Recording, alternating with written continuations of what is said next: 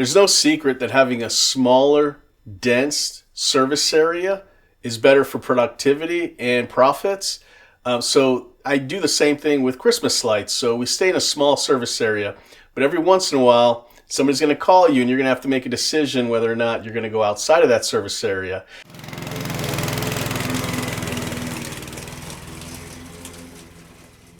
And in this case, John Perry, my buddy, but also a vendor from Lawncology, called me and asked if I would do his Christmas lights. So I had to make a decision. I told him, you know what, I'm going to go ahead and do it, but under one condition, that, you know, if there's a service call needed or something like that, if a light bulb goes out or anything, I'm not going to go out there and fix that. And he agreed to that, and so I went out and did it. Park City, here we come. So in my mind, I was going to go out to Park City. It was going to take 35, 45 minutes, no problem. I've been to Park City before with my wife and family, but I never actually paid attention to the time and how long it would take.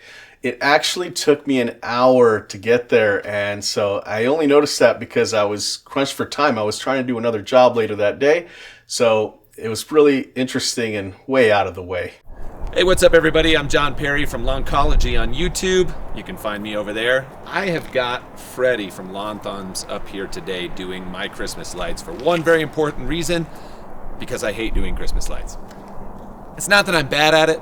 I'm terrible at it, so I don't really want to actually take care of that this year. So he's up, he's been doing incredible work, and I'm actually really excited to see the magic he does with his lighting, and I just urge all of you out there to give him a shout for your Christmas lighting needs.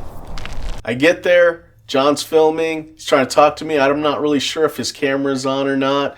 I'm not trying to brush him off, but I'm trying to figure out where the starting point is. My plan is to staple as far as my arm can reach, and then the main focus will be to drop this down and plug it in immediately, just so that as I'm going, I can see if there's a bulb that's out and I can fix it right away rather than waiting till it's all done. Today we are using winter white faceted bulbs. Look really pretty. So John wants all of Park City to see it, and these are the lights that'll do that for him. I normally deal with residential houses, maybe newer homes. This is a modern cabin, no paneling, so I had to not only staple every single light bulb, but I had to do it twice because I didn't want to have any service calls. I didn't want him to have any problems and have to go up there on his own. I'm getting close to the peak, and since I'm stapling these, it's got to be more precise than when you're working with paneling. So I'm going to skip one, and then I'm going to staple the peak first. And then I'm going to figure out the middle section of this, and then I'm going to make the next one the same length from the peak to that one. So here goes.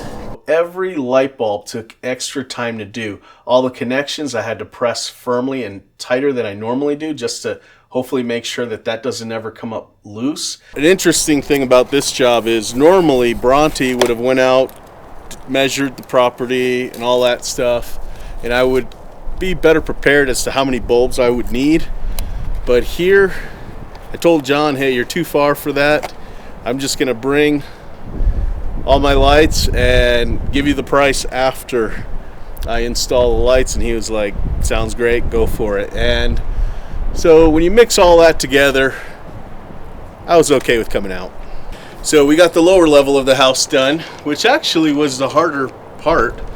Well, I shouldn't say that because I haven't gotten to the top yet, but the lower level was actually harder than I thought it was going to be. But we've got that done, and I'm just making a connection so that I could start at the top and work my way down.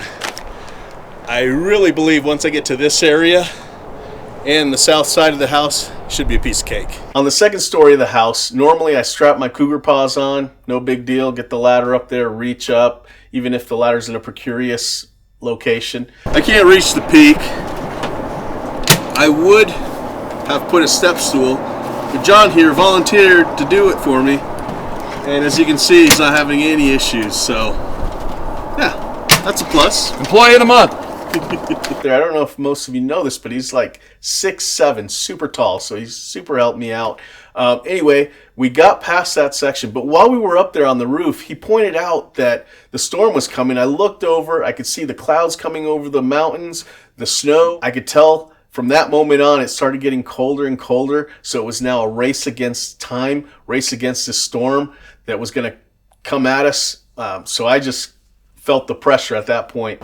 I'm just screwing in some light bulbs, and I came to a socket that's just not working. I've tried putting in multiple bulbs to see if it was the bulb that's not working, but no, it's the actual socket.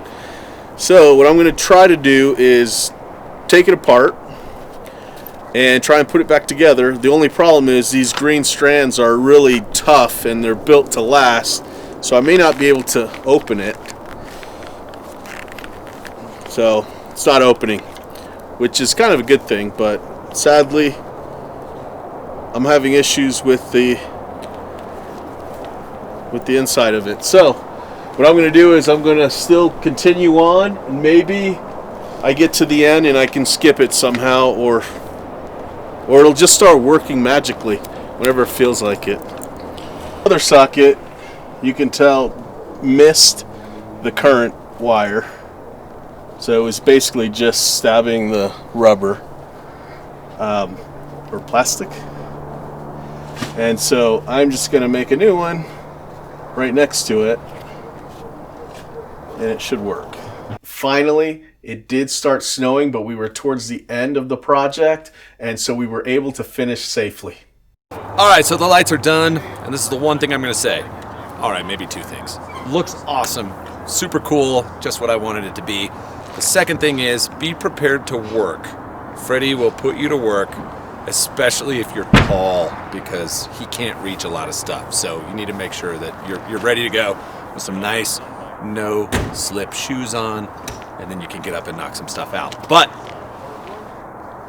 it's awesome. I can't wait to see it at night.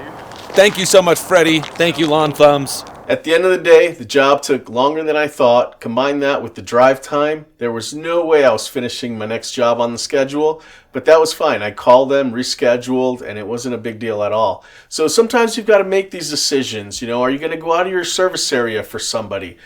Think about why you would. Will it help you in the long term? You got to think about things. Don't just think of the short term. Hope this helped, gave you something to think about. Let me know in the comments if you've ever done anything like this, gone out of your service area for a friend or vendor, and let me know. And also, if you've made it this far to the video, why don't you just subscribe, click that button. I want to do one more thing though. Whoever writes the best comment, I'll pick the winner and send you a free t-shirt. So let's give that a go. See you next time.